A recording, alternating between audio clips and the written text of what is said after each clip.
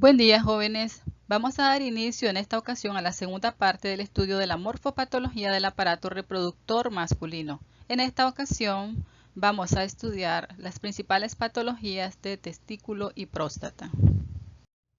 Como objetivo, vamos a comprender la morfopatología neoplásica y no neoplásica de las enfermedades más comunes del testículo y la próstata. Entre el contenido a abordar tenemos las enfermedades no neoplásicas del testículo como la epididimitis, la orquitis y la torsión testicular. Las neoplasias más comunes del testículo como las neoplasias germinales. En próstata, las prostatitis y la hiperplasia prostática benigna entre los grupos de no neoplásicas y el adenocarcinoma. Los testículos son órganos ovoides y pares. Recordemos que ellos se van a desarrollar de la pared abdominal posterior y posteriormente van a descender hasta el escroto. Allí ellos van a quedar suspendidos a través de los ligamentos escrotales.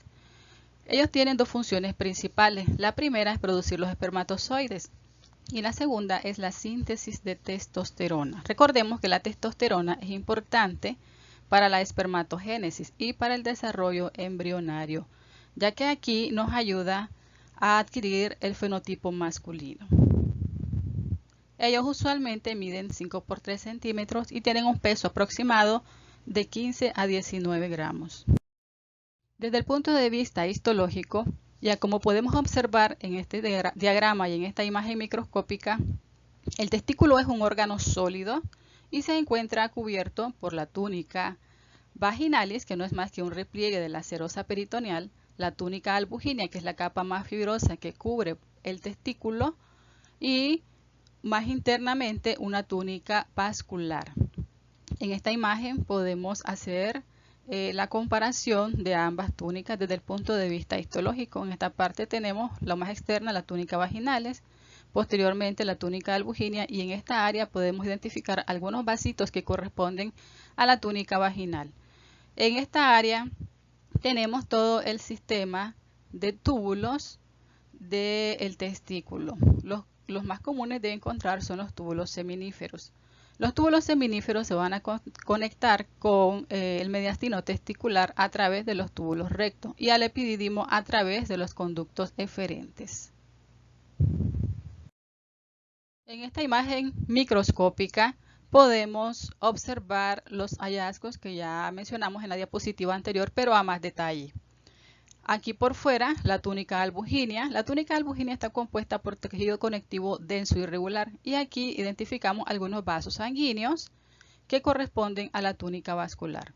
Esta vista es una vista panorámica, pero identificamos la mayoría de las estructuras tubulares que corresponden a los túbulos seminíferos. A mayor acercamiento podemos ver la estructura de los túbulos seminíferos, donde encontramos espermatogonia en diferentes estadios de maduración junto con las células sustentaculares, y en el espacio intersticial, que es el que está entre los túbulos seminíferos, vamos a identificar la estroma y además las células de Leydig.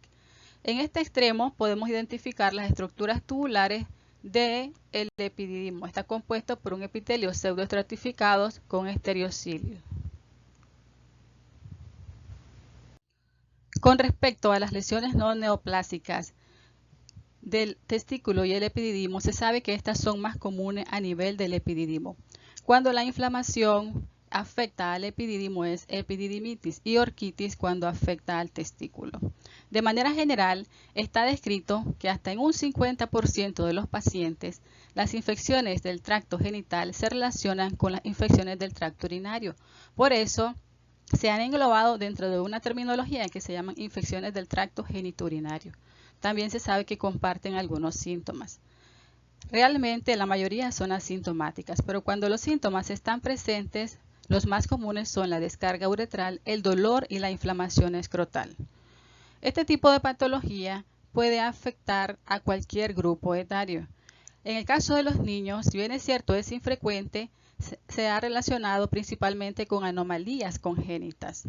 Y en el caso de los hombres adultos, esto va a estar en dependencia de la edad. Si son menores de 35 años, las causas más comunes son las relacionadas a las infecciones de transmisión sexual. Y en el caso de los mayores de 35 años, sus principales agentes etiológicos son el E. coli y la pseudomonas.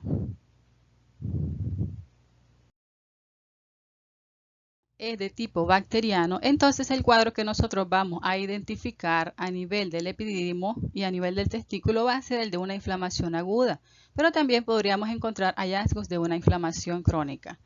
En esta imagen macroscópica podemos ver cómo el epidídimo, que es esta zona que está acá, porque este es el testículo, se encuentra afectado por una zona de inflamación aguda, la cual se caracteriza por tener una coloración blanquecina de aspecto purulento.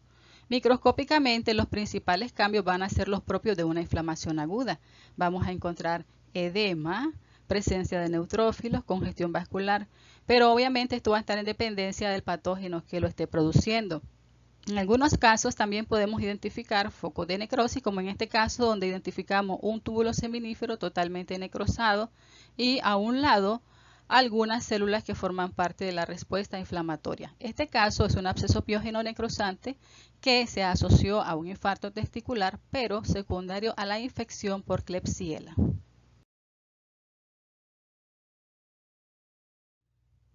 Los cambios tisulares secundarios a una inflamación aguda de una infección producida por Clamidia trachomatis.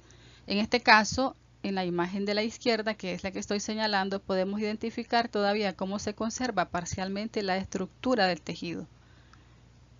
Pero en la parte superior izquierda, aquí ya se ha perdido. Ya sabemos nosotros que dentro del contexto de la respuesta inflamatoria también se produce daño tisular. En la imagen de la izquierda podemos identificar cómo se preserva la histología del epidídimo. De manera general, la Clamidia trachomatis es la causa bacteriana más prevalente de infecciones de transmisión sexual en humanos. Sabemos que se transmite exclusivamente a través de las relaciones sexuales y, por lo tanto, es más común en los jóvenes sexualmente activos. Recordemos que la mayoría de los casos van a ser asintomáticos, hasta en el 50% de ellos. Pero cuando produce síntomas, los síntomas van a estar relacionados con la uretritis, en este caso la epididimitis y la orquiepididimitis, que se denomina por lo tanto no gonocóxica.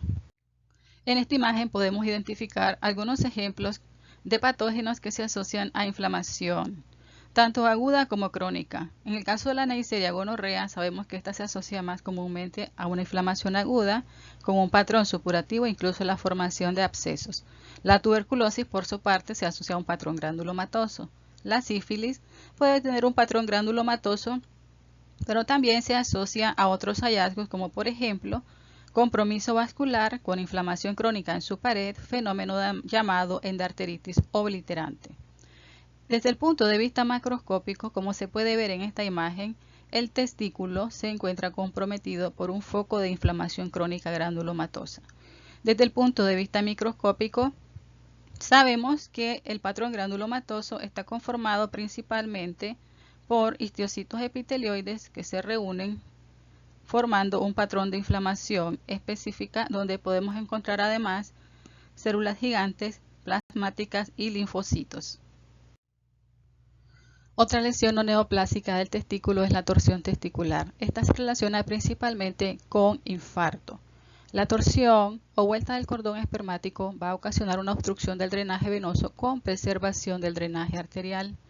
Esto va a provocar de forma secundaria una ingurgitación vascular intensa y el consiguiente infarto si persiste la misma. El principal factor predisponente es la deformidad en badajo de campana, que se relaciona con una anomalía de la túnica vaginal y de la inserción del testículo. La torsión testicular puede afectar a los neonatos y a los adultos. En el caso de los neonatos, el compromiso es sobre todo durante la vida intrauterina o inmediatamente después del nacimiento. Durante la vida adulta afecta principalmente a la segunda década de la vida o incluso un poco antes.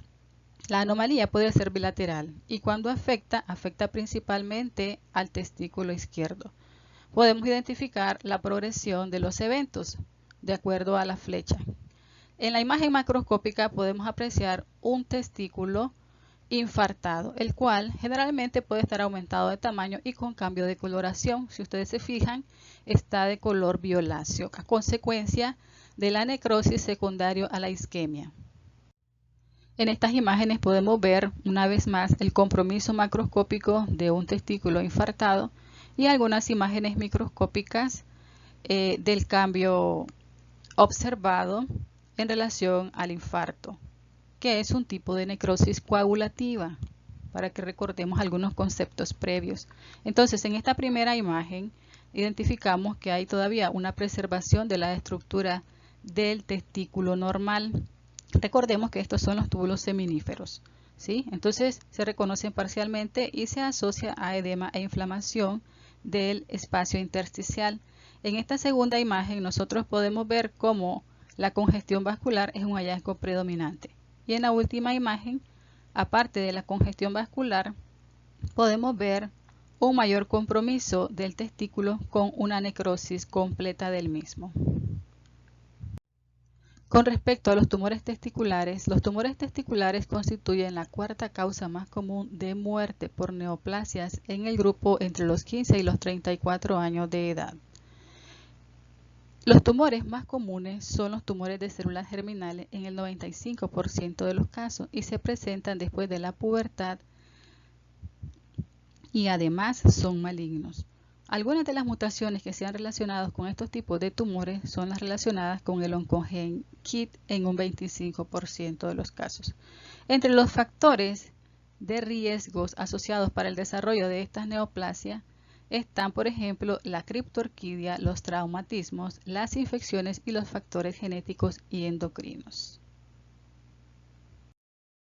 Según la Organización Mundial de la Salud, los tumores testiculares se clasifican en 3 grupos. Los que originan de las células germinales, como este grupo que está aquí, que es bastante grande, los tumores del estroma y de los cordones sexuales y los tumores con células germinales y elementos del estroma y de los cordones sexuales. Entre los más comunes de los germinales tenemos el seminoma y el teratoma.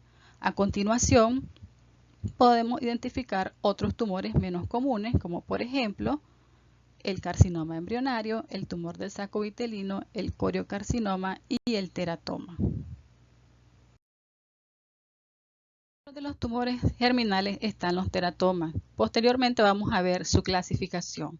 Entre los tumores del estroma y de los cordones sexuales tenemos el tumor de células de Leydig y el tumor de células de Sertoli.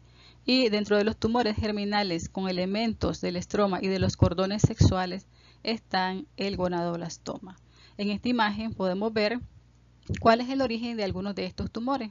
La mayoría de los tumores de células germinales originan de los túbulos seminíferos y los del estroma y de los cordones sexuales originan del espacio intersticial donde podemos encontrar a las células de Leydig. En este recuadro pudimos identificar las características comunes de los más comunes tumores dentro del grupo de los germinales, donde tenemos el seminoma, el coriocarcinoma, el tumor espermatocítico, los teratomas, entre otros. Aquí podemos confirmar que la mayoría de los pacientes son relativamente jóvenes. En el caso específico del tumor del saco vitelino, este es más frecuente en la infancia y se considera el segundo más frecuente después de los teratomas. Las características morfológicas que están bien descritas en esta columna las vamos a ver con las imágenes en la siguiente diapositiva. También tenemos algunas referencias de los marcadores tumorales que podemos tomar en cuenta cuando estamos haciendo el abordaje diagnóstico de cada una de estas neoplasias. Con respecto a los marcadores tumorales, estos son enzimas, hormonas u otros marcadores asociados a los tumores que usualmente van a determinarse en la sangre. Si bien es cierto, ellos no nos van a establecer un diagnóstico definitivo de cáncer, pero se pueden emplear para monitorizar la respuesta a un tratamiento del paciente con cáncer o bien para detectar recidivas de la enfermedad. La recidiva de la enfermedad es cuando ésta reaparece en el lugar de donde fue extirpada previamente. Podemos identificar el aspecto macroscópico y microscópico de una de las neoplasias más comunes del testículo. Este representa aproximadamente el 50% de los tumores germinales. La mayoría de ellos son puros. Aquí vamos a utilizar dos términos relativamente nuevos. El término de puro significa que la neoplasia está compuesta por un solo tipo celular y mixto es cuando esta neoplasia, además de su tipo celular, puede estar compuesto por otro tipo celular de cualquiera de los otros tipos de células germinales. Macroscópicamente podemos identificar la masa tumoral que ocupa la mayor parte del órgano. Si ustedes se fijan, ella es bastante carnosa, está separada por algunos septos delicados y no identificamos focos ni de hemorragia ni de necrosis, un hallazgo bastante usual en este tipo de tumores. En cuanto a su histología, vean ustedes, estas células se denominan poligonales, son grandes. Aquí podemos identificar las características de malignidad, alta relación núcleo-citoplasma, hipercromasia, nucleolos presentes, pero en general las células son bastante parejas, se parecen mucho entre sí. Su citoplasma es generalmente rosado, o sea, eosinófilo, pero algunas lo tienen un poco más claro. También podemos identificar otros tipos de células más pequeñas que se llaman linfocitos, que es un hallazgo común dentro de los seminomas. El carcinoma embrionario es otro tipo de neoplasia germinal. A diferencia del seminoma, podemos identificar en esta imagen macroscópica que está totalmente sustituida por el tumor, que se identifican, aparte del tumor, focos mayores de hemorragia y de necrosis.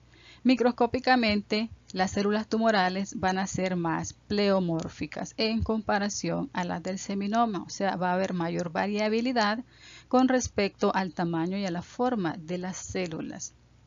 Cuando estos se presentan, lo más común es que su presentación sea de forma mixta, o sea, combinados con otros tipos de neoplasias germinales. Esta imagen corresponde a una vellosidad terciaria, para que ustedes recuerden un poco cómo es el citotrofoblasto y el sincitiotrofoblasto, ya que el tumor que a continuación vamos a observar es el coriocarcinoma. Entonces, vean ustedes como el sincitiotrofoblasto recuerda a una célula gigante multinucleada. Aquí también tenemos otra imagen de sincitiotrofoblasto. El coriocarcinoma, otra neoplasia de célula germinal, es la imagen que tengo a mi derecha. Aquí podemos identificar, según las flechas, las células neoplásicas tipo sincitiotrofoblasto y tipo citotrofoblasto. A diferencia de lo que se identificó en la vellosidad anterior, aquí las células tienen marcada atipia citológica, que son parte de las características que hemos venido estudiando dentro del proceso de diferenciación de las neoplasias. Por su parte, la otra imagen de la izquierda es un tumor del saco vitelino. Aquí las células son relativamente pequeñas y dispuestas en una variedad de patrones. Esta neoplasia es bastante común durante la infancia. En este recuadro, pues se los dejo para que comparemos un poco algunas de las características de los teratomas que se presentan en el testículo. Los teratomas que se presentan en el testículo pueden afectar cualquier edad. Los que se presentan antes de la pubertad se llaman prepuberales y postpuberales a continuación los que se presentan posterior a este periodo. Es importante hacer la clasificación de estas neoplasias porque desde el punto de vista biológico los prepuberales se consideran benignos y los postpuberales, la mayoría, se consideran malignos, independientemente de que tengan elementos maduros o inmaduros dentro de sus tejidos. Cuando hacemos referencia a los componentes maduros e inmaduros dentro de la neoplasia, hacemos referencia al parecido que van a tener o al tejido embrionario o al tejido durante la vida adulta, como lo observamos en las clases de histología.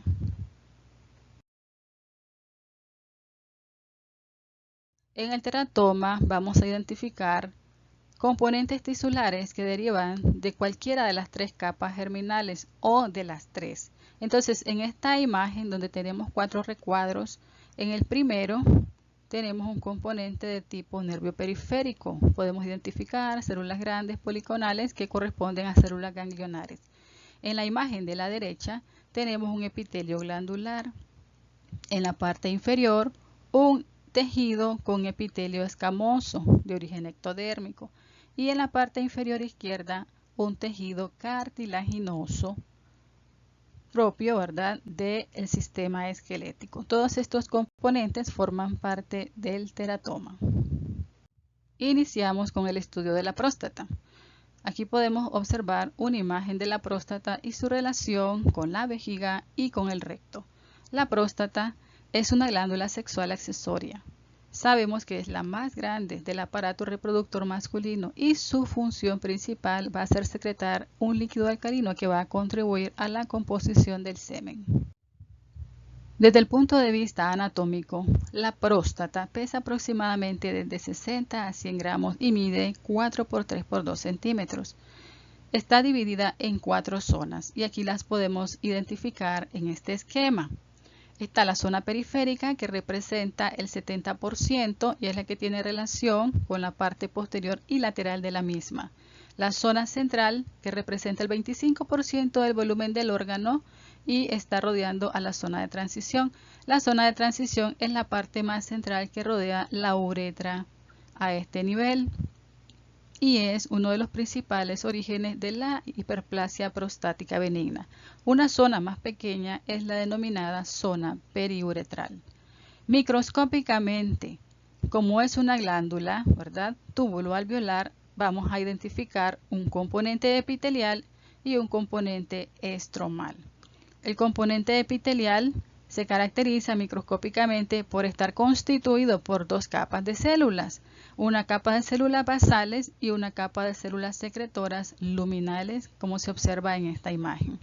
En la imagen de la izquierda, donde está posicionada la estrella, podemos ver teñido de color rojo la presencia del tejido muscular que puede formar parte de su estroma, y con este círculo blanco la presencia del componente estromal. Aquí podemos identificar cuáles son los procesos que afectan más comúnmente a la próstata. Dentro de los no neoplásicos están los inflamatorios y los infecciosos, además de los hiperplásicos. Y dentro de los neoplásicos los más comunes son los malignos. Como es una glándula, el principal es el adenocarcinoma. La prostatitis. La prostatitis es una condición clínica asociada con una infección o con una inflamación de la próstata. De manera general se dice que puede ser sintomática o asintomática. La prostatitis sintomática la encontramos asociada a procesos inflamatorios agudos o crónicos, o bien a procesos denominados síndrome de dolor pélvico crónico. Estos eventos están relacionados principalmente a origen bacteriano, excepto el último. En el caso de la prostatitis inflamatoria asintomática, también llamada prostatitis categoría 4, es un evento inflamatorio que usualmente lo encontramos asociado a otras condiciones prostáticas, como por ejemplo la hiperplasia prostática benigna y el carcinoma de próstata. Tomando en consideración estos aspectos, podemos comentar entonces que para hacer el diagnóstico de una prostatitis, sobre todo de origen infeccioso, no estaría indicada la biopsia porque correríamos el riesgo de desarrollar una sepsis en el paciente. Aquí podemos ver las categorías de clasificación de la prostatitis. La prostatitis aguda y crónica tienen más o menos una misma frecuencia y los patógenos que se relacionan con el origen de las mismas vienen siendo casi los mismos. La principal diferencia va a estar en las manifestaciones clínicas del paciente. En el caso de la prostatitis bacteriana aguda, el reflujo y los eventos relacionados a la cirugía e incluso los antecedentes de infecciones de transmisión sexual son los principales factores de riesgo relacionados. En el caso del síndrome del dolor pélvico crónico, se menciona que es una prostatitis abacteriana crónica en el 90 al 95%. Aquí nosotros vamos a encontrar hallazgos muy semejantes a los de una prostatitis bacteriana. Puede haber dolor, ¿verdad?, especialmente durante la eyaculación. Sin embargo, cuando estas muestras se someten a estudio, no vamos a identificar crecimiento de bacterias en las secreciones, aunque dentro de las secreciones encontremos células inflamatorias. En la imagen de la derecha podemos identificar el parénquima prostático con células inflamatorias crónicas. Esto es un hallazgo bastante común de identificar en otros tipos de patologías, como les comentaba anteriormente. Esta es una hiperplasia prostática benigna y dentro de ese contexto observamos algunas células inflamatorias en el estroma de la glándula.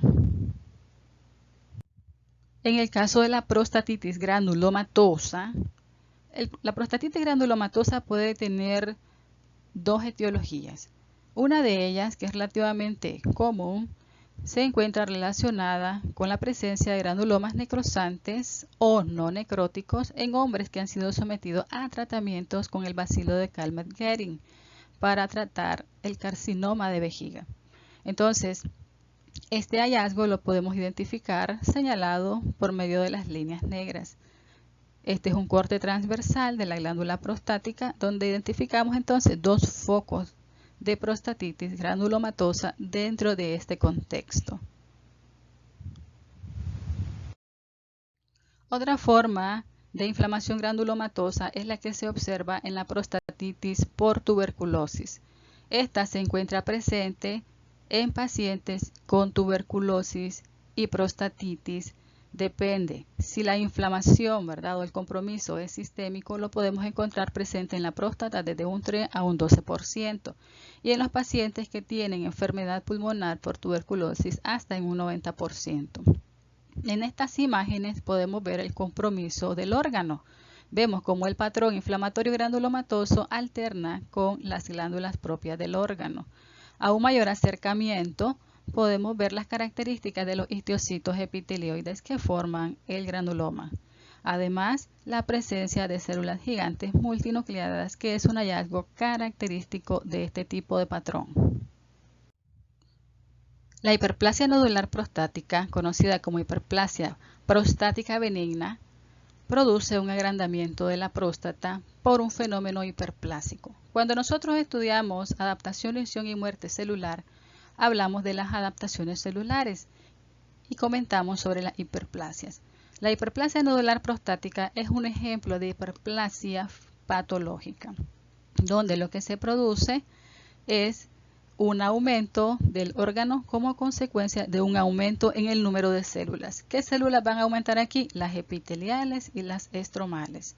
La causa principal se encuentra relacionada con el crecimiento asociado a los andrógenos. Y en este caso podemos identificar que el principal involucrado es la dihidrotestosterona, que se obtiene como consecuencia de la acción de la 5-alfa reductasa. Esta dihidrotestosterona va a actuar sobre los receptores nucleares, favoreciendo la liberación de factores de crecimiento que van a interactuar con los receptores propios de las células estromales o con los receptores de las células epiteliales, promoviendo la proliferación y el crecimiento del órgano.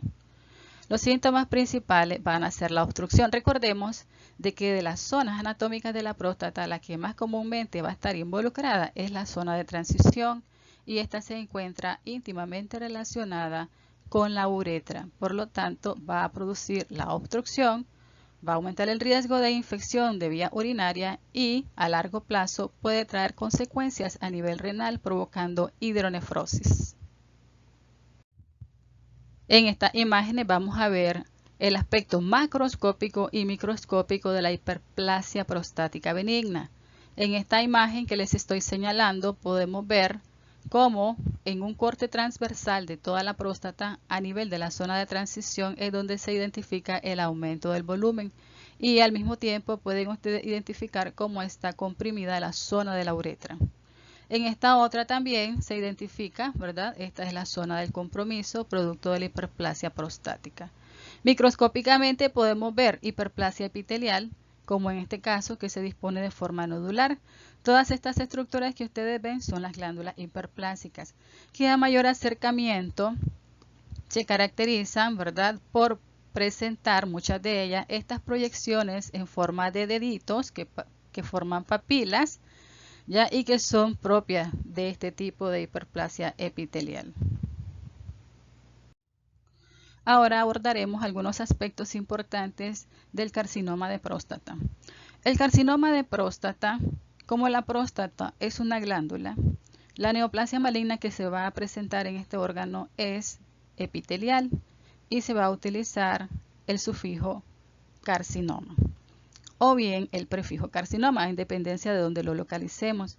Desde el punto de vista epidemiológico, el carcinoma de próstata, en cuanto a su incidencia, es muy frecuente. Vean ustedes cómo en esta imagen, que es tomada del Robbins y que hace referencia a la epidemiología de las neoplasias malignas en el 2016, esta representa la causa más común de cáncer en el hombre. En el 2014 representaba el 27%. Y como causa de muerte, el 8% para el 2016 y el 10% en el 2014. El adenocarcinoma de próstata se ha observado en autopsias hasta en un 40%, sobre todo en hombres mayores de 60 años. Cuando hablamos de autopsia, recordemos que es uno de los procedimientos que se pueden realizar como parte de los métodos diagnósticos en patología. ¿Ya? Aquí en la autopsia sabemos que es la disección del cadáver para determinar la causa de la muerte. Las autopsias no necesariamente tienen que hacerse por cáncer de próstata, puede ser por cualquier tipo de enfermedad. Y dentro de este contexto podemos identificar la neoplasia, así que hay que examinar la próstata. Otra situación relacionada con carcinoma de próstata es la cistoprostatectomía en el tratamiento de cáncer de vejiga. Acá se ha visto hasta en un 25%. Con respecto a la patogenia, se ha visto que las hormonas tienen una influencia importante, sobre todo, ¿verdad?, como promotores, ya que de ellos depende, ¿verdad?, para su supervivencia. En cuanto a la herencia, se ha visto que está más relacionado, ¿verdad?, con familiares de primer grado. Los factores ambientales tienen que ver un poco, puesto que se ha visto que es más común en inmigrantes asiáticos en Estados Unidos y en aquellos hombres con dieta asiática occidentalizada. Y también se han observado algunas mutaciones somáticas adquiridas como las que se observan en la imagen. Macroscópicamente, la neoplasia se puede presentar como el único hallazgo o puede presentarse en relación a otra condición patológica. En esta imagen nosotros podemos apreciar el área tumoral en esta zona que les estoy señalando. Este es un corte transversal de la próstata. En esta zona podemos ver la región posterior, la región lateral, la zona anterior. En el centro, la uretra. Entonces, el tumor se encuentra localizado como una zona de coloración y de consistencia en la región posterior y lateral de la misma. En esta otra imagen podemos identificar la presencia del tumor. Es un poco más evidente el cambio de coloración, los bordes irregulares de la neoplasia, podemos ver que es de color blanco amarillento, pero también en este caso se encuentra relacionado con otro hallazgo, que es la hiperplasia nodular prostática en esta zona de acá. En el centro, la uretra se observa comprimida. El carcinoma de próstata, si bien es cierto, su localización más común en el 70-80 de los casos es la zona posterior, también podría estar presente en la zona de transición con o sin presencia de hiperplasia nodular prostática, ¿ya? Hasta en un 10 a 20% y en la zona central se ha descrito hasta en un 5% de los casos. Microscópicamente, la neoplasia es un adenocarcinoma. Recordemos que el adenocarcinoma es una neoplasia maligna de origen epitelial que puede o no puede formar glándulas. En esta imagen nosotros podemos identificar un foco de adenocarcinoma. En la imagen inferior, a mayor acercamiento, podemos identificar algunas características como por ejemplo la ausencia de células basales. Cuando se describía la histología de la glándula prostática decíamos que esta estaba compuesta por dos capas, la capa de células basales y la capa de células secretoras o luminales. En el caso del adenocarcinoma, la capa de células basales se encuentra ausente.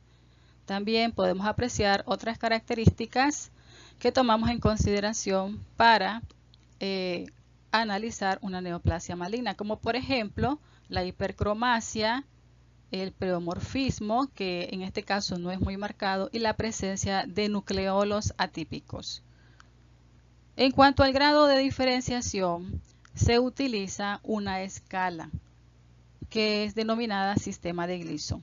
Este sistema de Gleason, que fue descrito por primera vez en 1967, utiliza 5 categorías y estas tienen que ver con el hecho de que las células neoplásicas se organicen haciendo estructuras tubulares y la forma en cómo se organizan. Si de acuerdo a esta escala de clasificación las glándulas neoplásicas se organizan de acuerdo a las primeras categorías, va a ser un tumor bien diferenciado. Y si se organizan de acuerdo a las categorías 4 y 5, va a ser un tumor poco diferenciado. Adyacente a esto, también debemos valorar algunos otros parámetros clínicos, como por ejemplo la presencia o no de marcadores tumorales, como es el antígeno prostático específico. Hemos terminado con los temas correspondientes al aparato reproductor masculino. Aquí en pantalla les queda una lista de algunas de las referencias que se utilizaron para la elaboración del tema. Recordemos, jóvenes, que debemos profundizar en el texto básico para que no nos quedemos únicamente con la diapositiva. Buen día.